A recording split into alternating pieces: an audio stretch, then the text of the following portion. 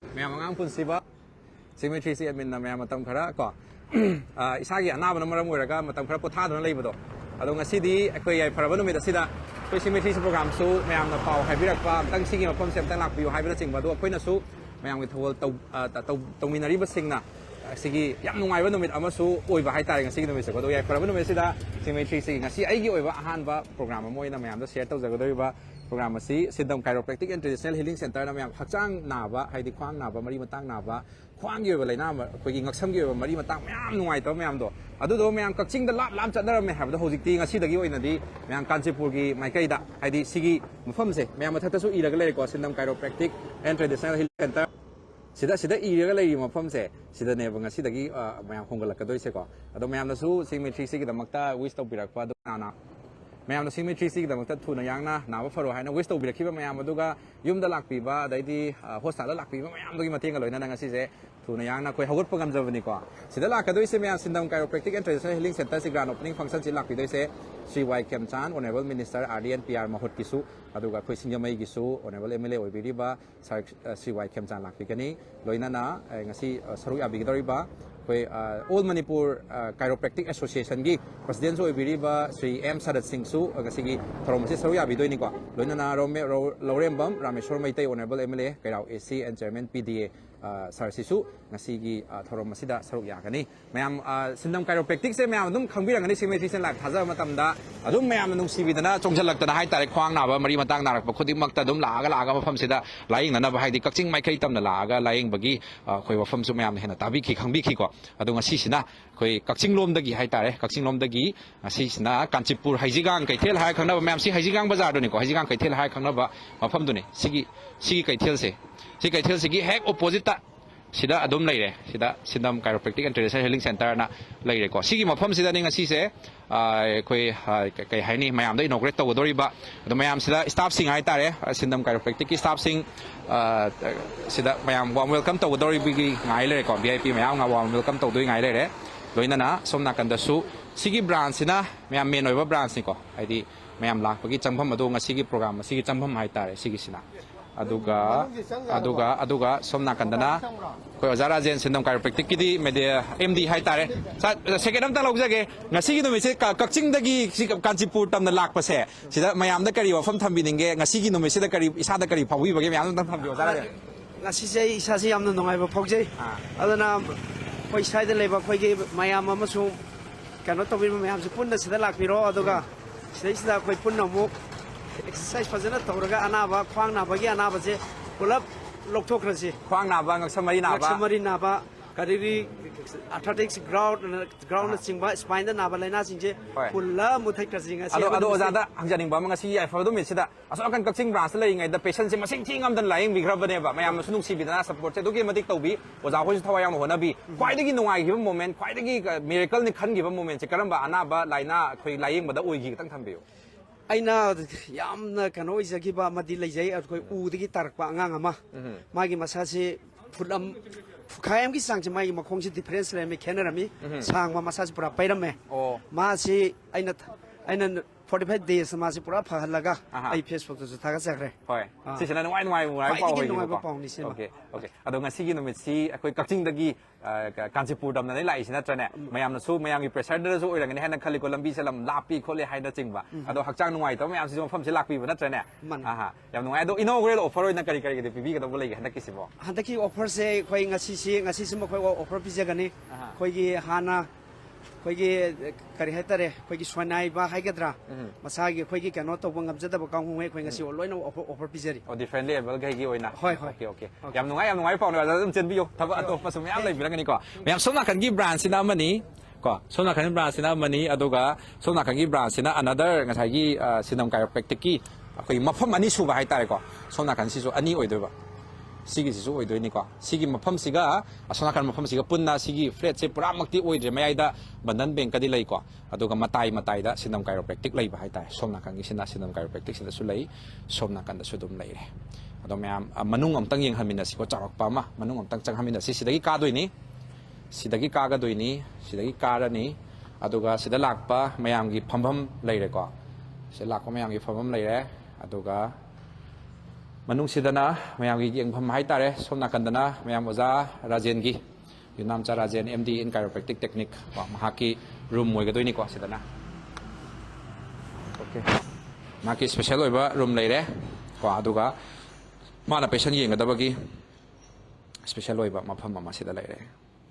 aduga sida sudum mayam gi waiting station hai tare waiting hall hai tare ko mayam gi phampham loina na sida su waiting hall ne dum hai bare khoina sai uchabado somna kandana saigi Sindam Chiropractic ki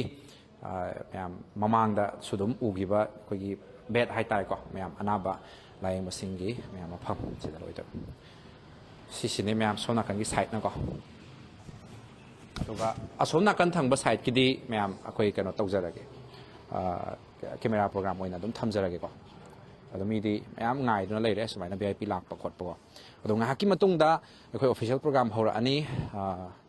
Honorable MLA, Honorable Minister na kari kari wafam sing phongdrok pano haibudasu mayam taminasi kari ko wafam thambirang bagi haibudasu taminasi ko diba somna kandagi su Sindam Chiropractic ki se mayam somna kandagi su changbadum yai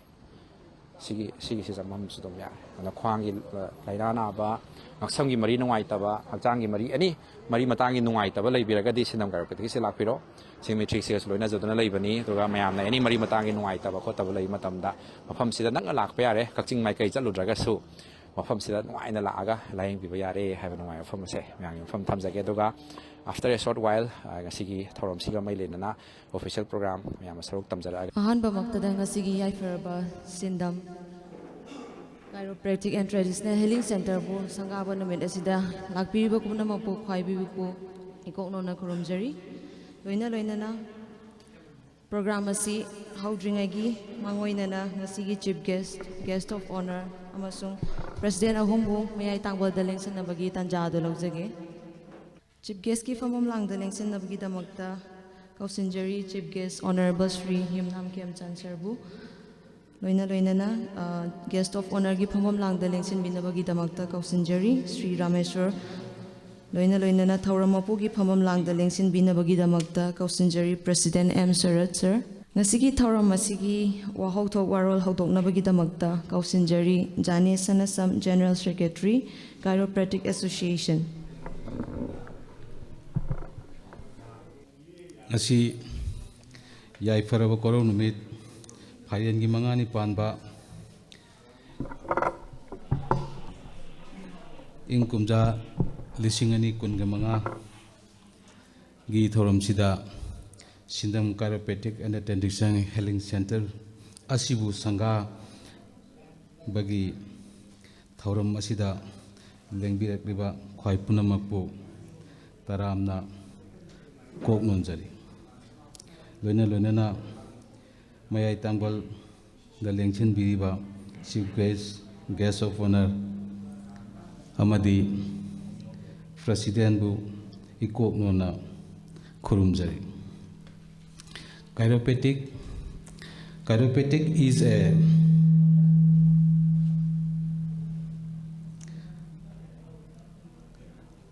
is a form of alternative medicine concerned with a diagnosis, treatment and the prevention of medical disorder of musculoskeletal disorder of especially of spine items. It is based on several pseudo-scientific Sigi Tam Sidaida Equina Logeraga Equigi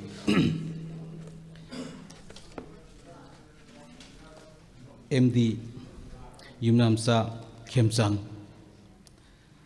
Yumnamsa Rajen MD Ko Mahak Koigi Kenoda Lamjau Kakching District ki Lamjau Haiba Lamsida Mak Pokla Kibane Mak Pokla Matung Dudaida Mak Si Angang Wingedagi Hona Sana Kona Bada Aduki Matik Tawa Yaujaba Yamna Energetic Weba Koigi Yumnamsa Rajen Adubu Laibuk Pava Haigadra Zarajangi Live History da 1986-87 da Indian Kung Fu National Championship sidaida gold medal anirak lauraki Guwahati makta da shingiba koigi Indian Kung Fu National Championship sida adugi matungda ekoi Imam Sarajen Nagaland gi as a coach samoina ma bo appoint tawiraki adugi matungda muka ma all India gi oina All India Kung Fu Association All India Kung Fu Association gi coach samoina su loina na ekoi treasurer samoina su mahak appoint tawiraki makha tarakpada mahakna Nagaland gi team mayam ama grow up tawra matam tu daida akoi gi Singapore da Thailand da coach samoina mahak na lead tawduna akoi gi India gi sanaroi kaya amasu mahakna pukhatlaki marak sidaida akoi gi Dr. Yunamsa Rajen akoi gi chiropractic ki MD plus akoi gi coughing haiba hiram khara sidaida ma study tawraga ngasai gi akoi gi hojik jing mangda taduna lairiba akoi gi problem khara sibu kano tawnanaba subside tawnanaba haidana ma sigi course sidaida makata na chathara kra akoi hojik jik pullaga akoi si kano tawmina rakhibane adubu akoi yam pikna hokdoksarakpani akoi gi chiropractic clinic se ngasidi adubu akoi gi tunggi oiba vision khajik de akoi lejai akoi gi vision si kaino hai kanda daida akoi kakching lamkhai hariba mafam du daida akoi hospital amakhak lingkhatsage chiropractic oiba haidana akoi some area khara point humfu muki sangda akoi lauraga hojik si lejare adubu yamna thuna paikhatning bagi program di lejai adubu akoi si hojik some financially khara sound oidabana maram oi kandaida within this year sidaida akoi start tawraga akoi mafam deida su akoi college amoina hangdukna na bagi program se akoi international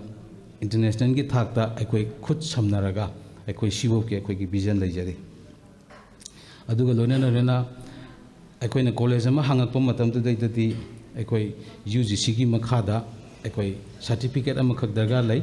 adugi darga su akoi launa na ba haidana akoi ongoing process ta lai re adubu thengabada akoi March April boki manung dadi madugi certificate adusu akoi na phangagani haidare aroi bada lotion jarakpada ngasigi lengbirakliba khwai punamapu ikai khumna bol jaboloina na wapam khrasi thamjaraga matang ki tension jage thank you all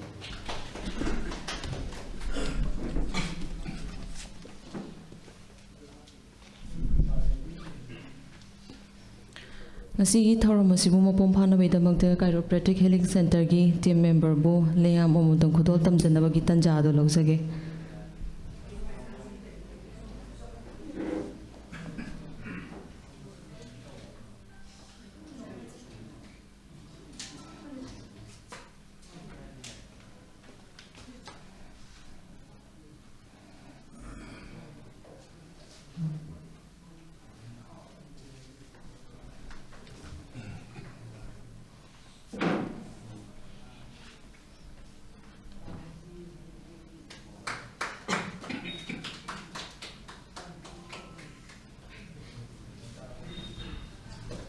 Thauram asi hongnabagidamakta pena saihau amasu khudol tamnabagidamakta kausinjage malengan bathing baijam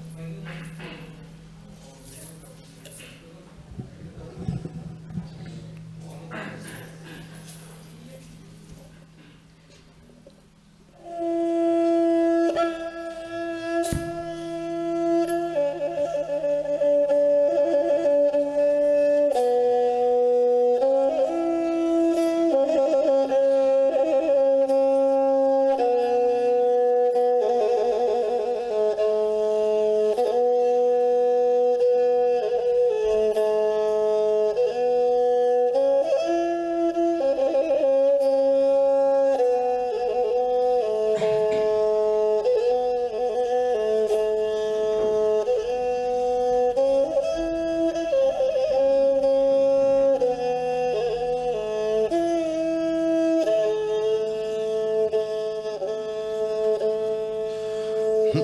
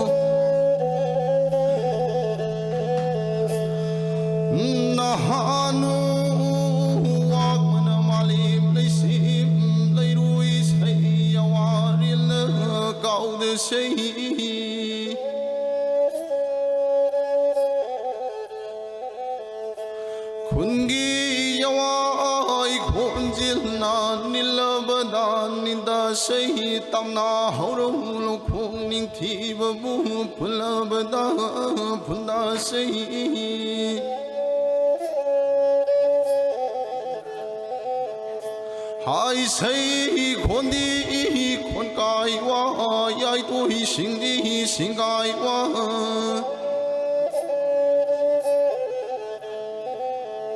lấy nung nung buông nung nói say mà lim lấy sim lấy đuôi say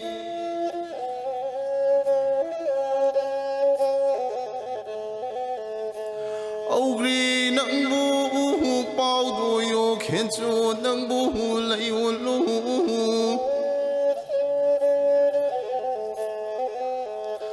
사전 닝터우 사전 남의 이름 밤부나 밤보일러우 신갑 신덤러우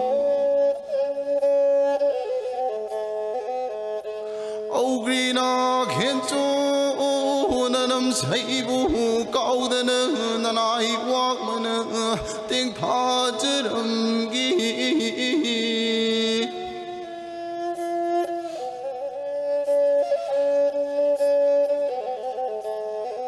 시기나 마tung leina tarakpa matam dalam le lamdam asibu koliba lining thau laine bi ani bu han bana na dairel wa masirei ro bana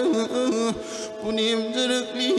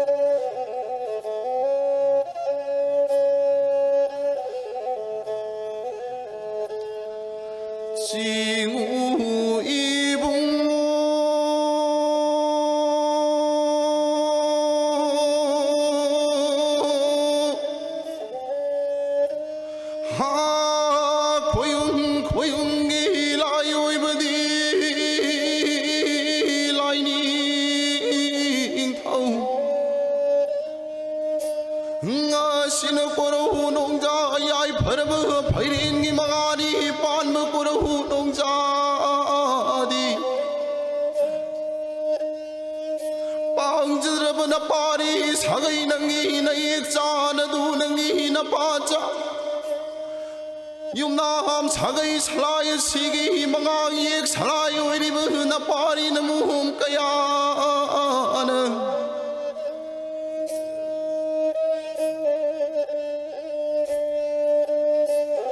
Tai bang di sinthanu muktabu pang lagi hainadana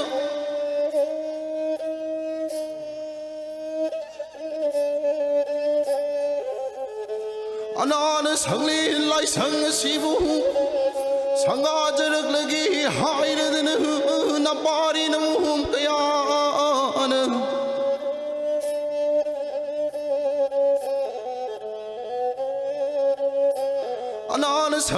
ꯑꯁꯤꯗ ꯁꯪꯒꯥꯔꯛꯂꯕ ꯃꯇꯝꯗ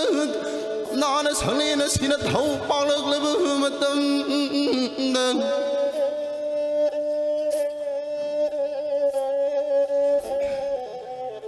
ꯃꯤꯒꯤꯅ ꯃꯤꯅꯨ ꯆꯪꯂꯛꯀꯗꯕ ꯂꯥꯏꯒꯤꯅ ꯃꯤꯅꯨ ꯆꯪꯂꯛꯀꯗꯕ ꯄꯨꯝꯅꯃꯛꯄꯨꯁꯨ ꯅꯉꯥꯛ ꯊꯣꯛꯅ ꯉꯥꯛꯄꯤꯔꯝꯃꯨ ꯅꯀꯜ ꯊꯣꯛꯅ ꯀꯟꯕꯤꯌꯨ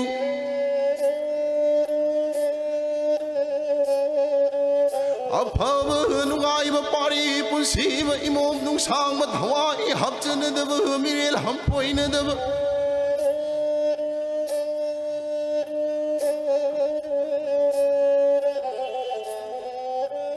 ꯇꯔꯦꯠ ꯁꯪꯒꯥꯎ ꯃꯌꯣꯟ ꯆꯣꯡꯕꯃꯛꯇꯕꯨ ꯄꯤꯅꯕꯤꯌꯨ ꯍꯥꯏꯗꯅ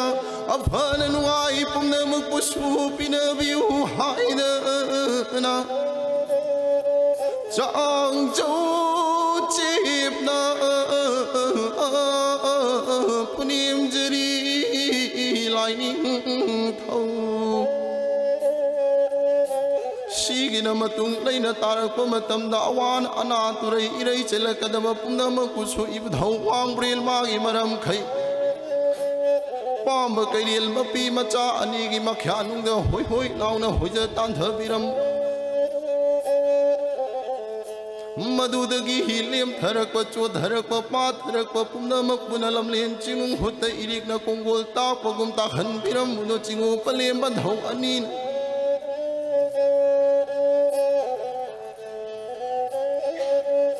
ꯁꯥꯏꯕꯅ ꯄꯟꯊꯤꯡꯕꯤꯌꯨ ꯂꯥꯡꯒꯣꯜꯅ ꯄꯉꯥꯛꯄꯤꯔꯝꯃꯨ ꯑꯐꯕ ꯅꯨꯡꯉꯥꯏꯕ ꯄꯨꯝꯅꯃꯛꯄꯨꯅ ꯍꯧꯔꯩ ꯑꯋꯥꯡ ꯄꯥꯡꯅ ꯁꯅꯥ ꯁꯪꯒꯥꯏ ꯅꯨꯡꯉꯥꯏꯕꯗ ꯍꯣꯏ ꯍꯣꯏ ꯂꯥꯎꯅ ꯍꯣꯏꯒꯠꯄꯤꯔꯝꯃꯨꯗꯨ ꯆꯤꯡꯉꯨ ꯄꯂꯦꯝꯕ ꯙꯧ ꯑꯅꯤꯅ ꯁꯥꯒꯩꯅ ꯅꯪꯒꯤ ꯅꯌꯦꯛ ꯆꯥꯅꯗꯨ ꯅꯪꯒꯤ ꯅꯄꯥꯆꯥ ꯌꯨꯝꯅꯥꯝ ꯁꯥꯒꯩ ꯁꯂꯥꯏ ꯑꯁꯤꯒꯤ ꯃꯉꯥꯡ ꯌꯦꯛ ꯁꯂꯥꯏ ꯑꯣꯏꯔꯤꯕ ꯅꯄꯥꯔꯤ ꯅꯃꯣꯝ ꯀꯌꯥꯕꯨ ꯑꯌꯨꯛꯒꯅ ꯍꯧꯗꯣꯛꯄꯤꯔꯝꯃꯨ ꯅꯨꯃꯤꯗꯥꯡꯒꯅ ꯀꯣꯏꯁꯟꯕꯤꯔꯝꯃꯨ ꯂꯥꯞꯅ ꯂꯩꯕ ꯅꯄꯥꯔꯤ ꯅꯃꯣꯝ ꯀꯌꯥꯕꯨꯁꯨ ꯂꯥꯞꯅ ꯀꯣꯟꯕꯤꯌꯨꯗꯣ ꯅꯛꯅ ꯂꯩꯕ ꯅꯄꯥꯔꯤ ꯅꯃꯣꯝ ꯀꯌꯥꯕꯨꯁꯨ ꯅꯛꯅ ꯀꯣꯟꯕꯤꯌꯨ ꯅꯂꯥꯏꯔꯦꯜ ꯂꯨꯋꯥꯛ ꯃꯁꯤꯔꯩꯔꯣꯝꯕꯁꯨ ꯑꯋꯥꯅ ꯂꯝꯗꯤꯟꯖꯔꯝꯂꯒꯤ ꯍꯩ ꯍꯥꯏꯅ ꯁꯩꯍꯧꯖꯔꯝꯕ ꯍꯩꯌꯥ ꯍꯥꯏꯅ ꯁꯩꯔꯣꯏ ꯇꯝꯖꯔꯝꯂꯒꯤ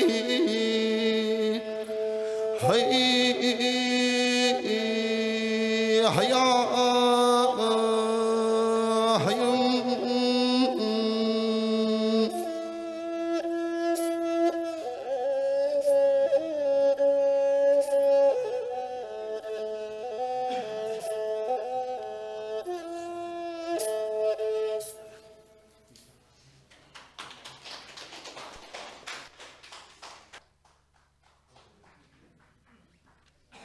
Malungan babu thagachari mathang sitna chief guest ki fambam langda lengsin biriba honorable SHRI KHEMCHAND sir bu wahi manga taradang kudol tambina bagi damakta kausinjari.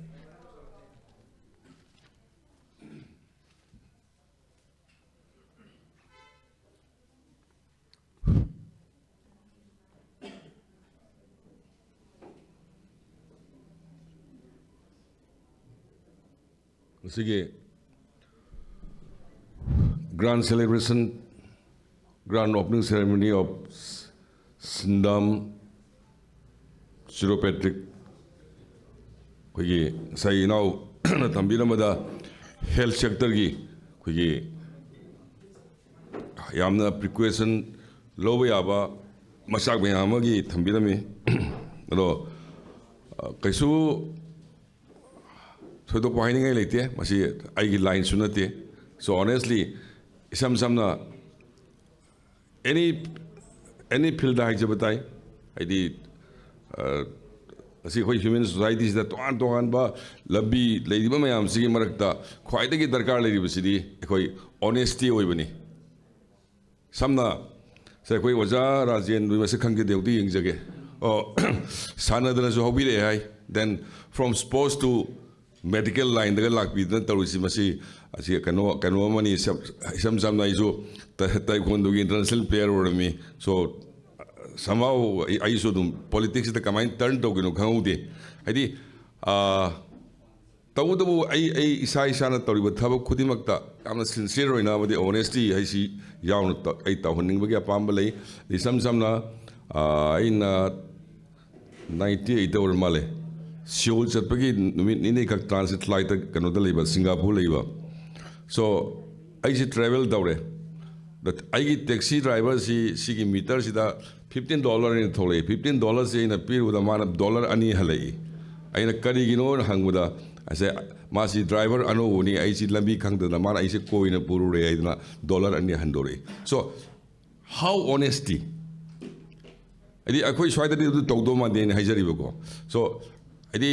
South east Asia दा ख्वाइदगी पार कैपिटा इनकम को वांगदन लेरिबा मणिपुर की वैली सिमुतंग चावबा population बुरी double ने मोइना अदो ngasi साउथ ईस्ट एशिया दा मागी पार कैपिटा का इनकम ख्वाइदगी वांगा ख्वाइदगी अनानबा ख्वाइदगी साखुत पलेबा का मोइसी मोगी ऑनेस्टी न ओइबा आइदि मोगी ऑनेस्टी दु अदुना मरम ओइबजानी नाइ सुम खंजबगी वानी सु मरमजी सुमभम जु तोइ अदुना अखोइना तौरिबा प्रोफेशन गुदेमक खोइगी थवा याउनाबदी पुक्सेन सेंगना तौरकांदा अखोइ अफबा लेबा अमा ओइगनी N हाइजरकांदा तेनजरी पुरंग बुखोरमजरी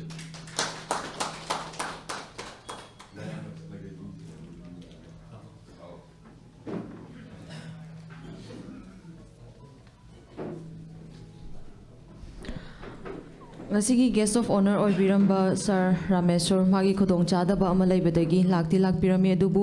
khudong chadaba thabakduna chachakre adugi damakta lakpirambagi damakta ka thagachari loisinjarakpa oina thauram mapu gi fambam langda lengsinbiriba SHRI M SARAT Sir President Chiropractic thauram wahogi warol thambinabagi damakta kausinjari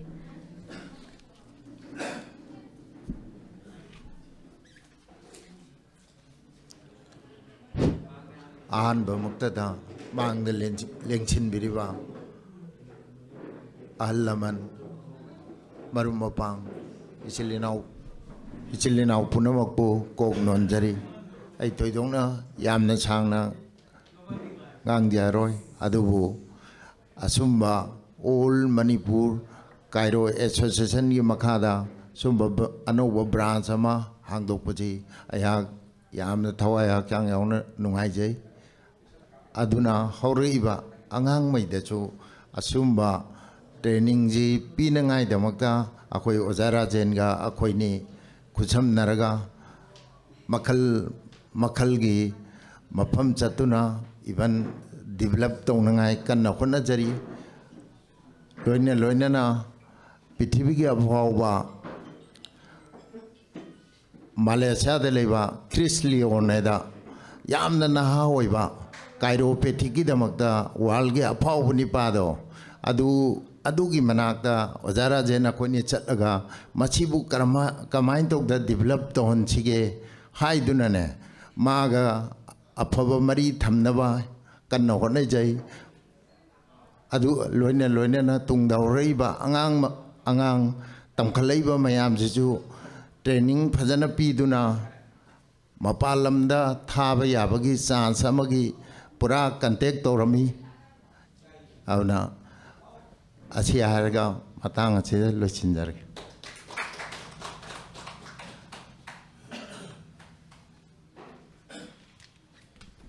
Thagachari Sarbu Board of Thanks ki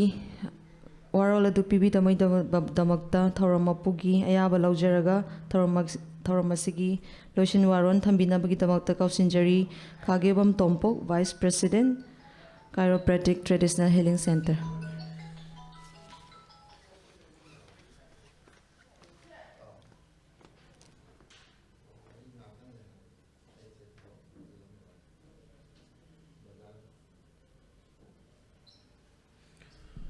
दिन बिदि पपुना मुपु खुरुमजरी अहानबा मक्ता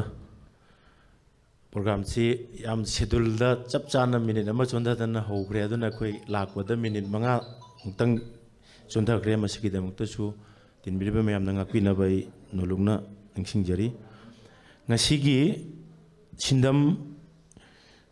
अखोइ सिंदम हाइतारे सिगी traditional healing centre ना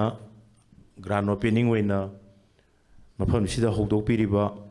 ngasiगी programme स्टेटा Chief guest hoina lengbira amba koi mingwena panjarabada Y KHEMCHAND Singh Honorable Minister Rural Development and Panchayati Raj and MAHUD han bamakta da achinba kya kaithokduna minister asina lengbira piramba gidamuktai Sindam gi site ge thagatpa phongdokchari ani subada khoigi president se khoi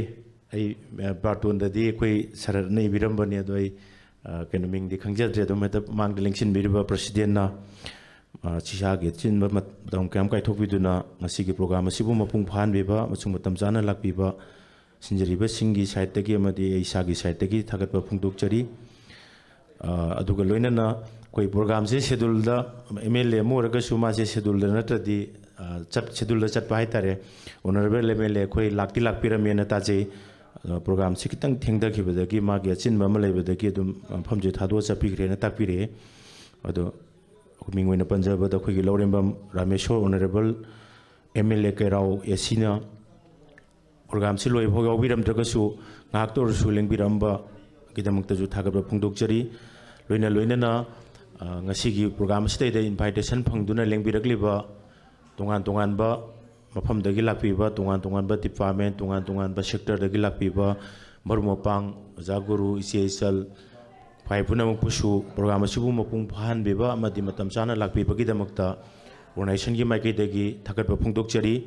loina na ngasi gi program asibu coverage tawiriba print and electronic media gi silnauk sing program asibu fully coverage tawibagi damakta chu sinjariba singi maikai dagi thagatba phongdokchari loina na lakpiriba punamakpu amuka sonna koknon jabag loina na tara thagatba phongdokchari. Thank you.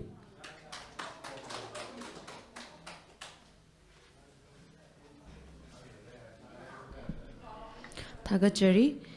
tinbiriba mayam pumnamakpu thauramappugi ayaba lawjarga mayam pumnamaktagi kainanaba yathangni jari. Ngasi khoigi Sindam Chiropractic and Traditional Healing Center gi khoi ngasi Canchipur Haijing khoigi sigi Haijing bazar gi da mayam sigi se ngasi khoigi sangha ge ko khoigi sangha ge khoigi minister khoigi panaba MLA KHEMCHAND su la ame aduga hegla matung da khoi inaugurate tawgre haitare ribbon cutting tawgre aduga mayam na su khoi da comment tawbirak pa khoigi sigi magi kamaina tawge process kamaina tawge habdo mayam da mayam su yengninge habagi khoi na mayam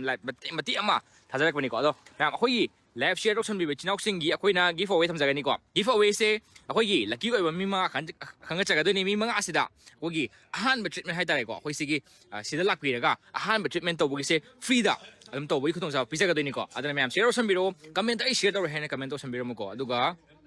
like tawbo ko wigi rain thamjage aduga mayam da demo tawba mayam da yenghanjarake si leire asi asom da su yare sida su changadoni ko sigi sena adum moigi haidi treatment tawbam haiba tare sigi sida leire ma'am share Roshan भी को share तो ताकि दी कोई winner बोई ताकि दी कोई can वो इधर नहीं मागी ट्रीटमेंट से फ्री तो भी खुंग जाओ पी के देनी को सितो इसे मैं तो वो देनी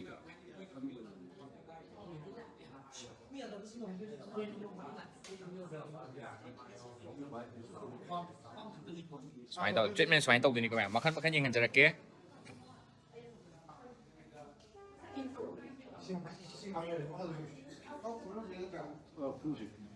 Mana? Okay, cool. Cool na bagi ni kami sampai dah. So share some view kami.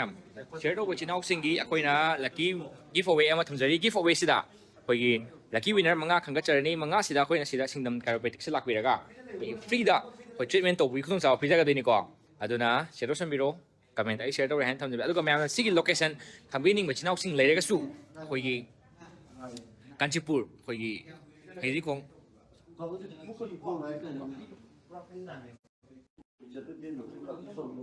Ma'am ना तुम लक्ष्य लोकेशन खमीनिंग बले दागा सो कोई हाइजिंगांग सुपरमार्केट है खनो हम द मैम तो मैम ले से कोई सिंदम chiropractic से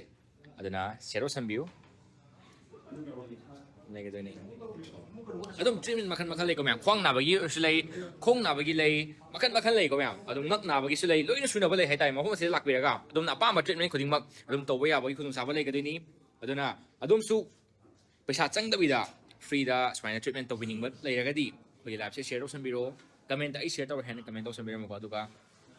माइ तो अदम मी से अदम फनाम यामे लेको लेगदनी अदम तम तोरको ओके स्वाइन से हाई कोई apa चादबा मको अदम ले सेम यागदनी को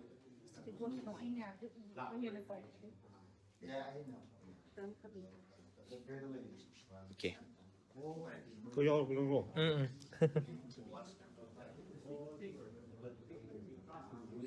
Khoang nào bác sĩ à rồi mà khoang nào bác sĩ vậy lấy vậy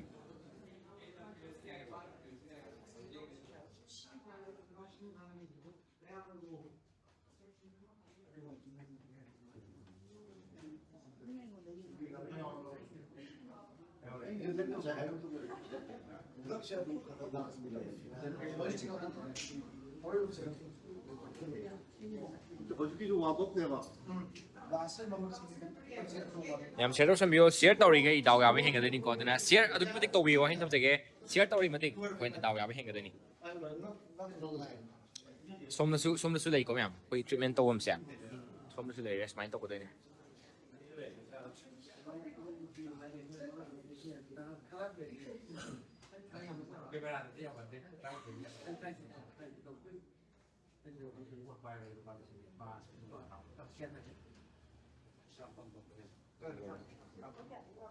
rồi sida quỳ lấy với mẹ xin na quỳ cái nó cái nó tàu nó hay mẹ xin lấy là gì ngay lấy có yang lên là cần nông chít trăng bắt đầu là lên và thìn bắt đầu cái xe yang bây giờ cái này mấy giờ nè quỳ sĩ Sindam Chiropractic cái quên number mà hấp trong cái bộ có hết lời live thôi lời bộ có hẳn hậu bộ hấp cho hậu re hết lời bộ có quỳ hấp chân ra cái đúng không ở đó cô thuộc về cái em số ở đâu là 30 service quyết định ở đâu lâu về cái đấy nè ngắt kỹ tầm area lại cũng giờ phó hàng từ nào vậy em bung xe rồi tầm hàng này hay tầm cái cái quả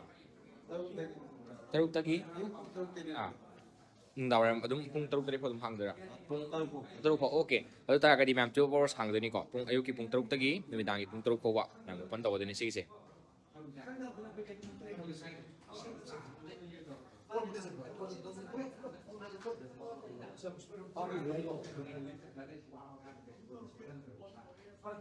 em share some view comment ta share tau hai comment some view mo aduga laki ba binar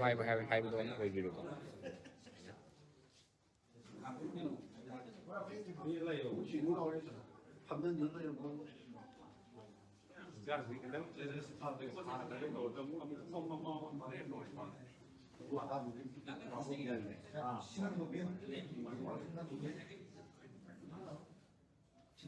Nam demo to winning bali ta ko sudum lak piro se dum yani ko yeng bagi dum aduga khoi gi giveaway sibu khoi gi winner we bata ga di khoi gi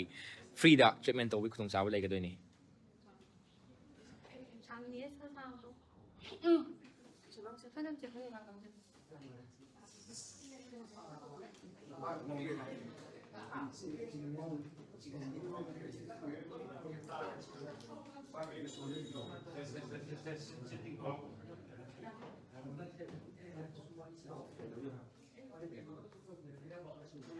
Listo view.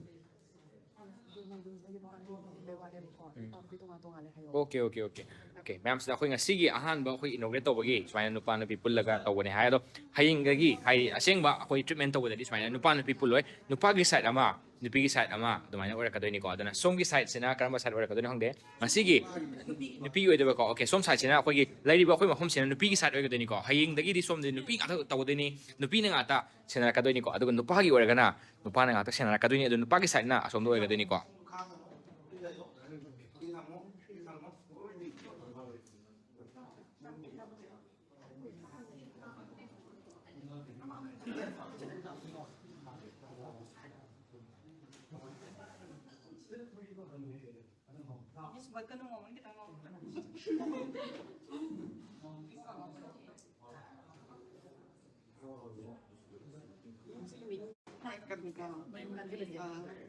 May sumber kaya ado si demo se may tawo din ado ma'am si oh okay now dum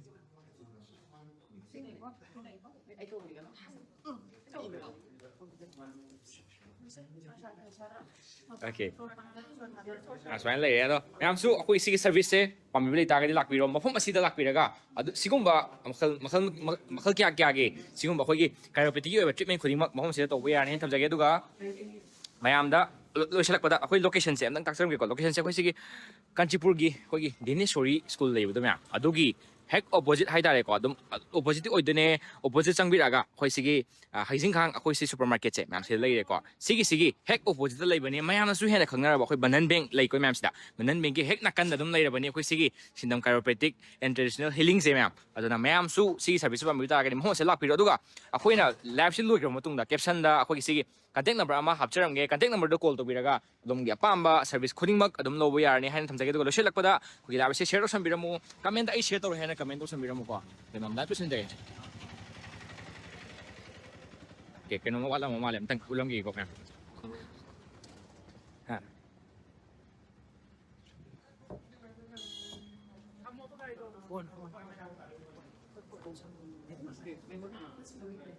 singak ba apa sir kaya nang sing ka ko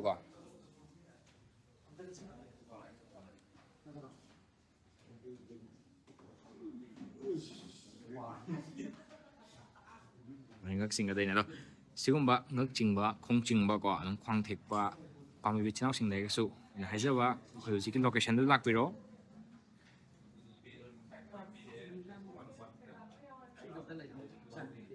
kam swaina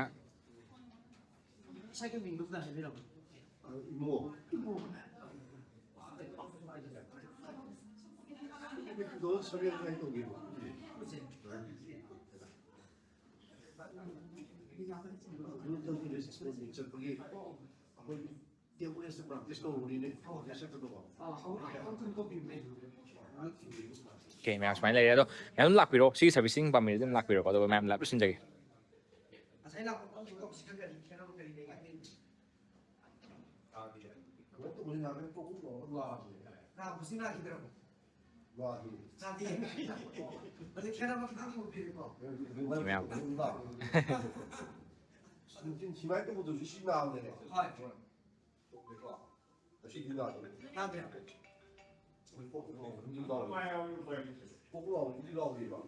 Bro. Kederoge. Sama cem khai. Nang karam bapi sa ni. Koi yun dali ako ni. Kai dan nang kai. Kana ka sa ni. Na tanda.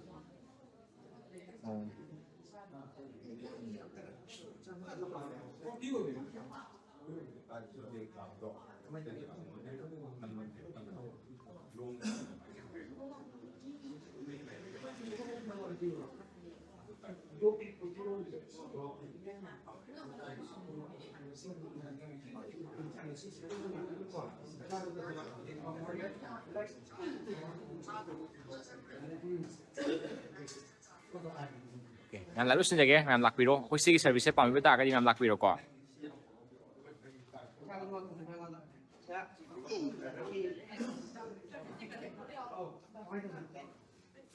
wireless mana ma'am fine to ko dini ko ma'am lakpiro ain tham jage to ko lalu sin jage ma'am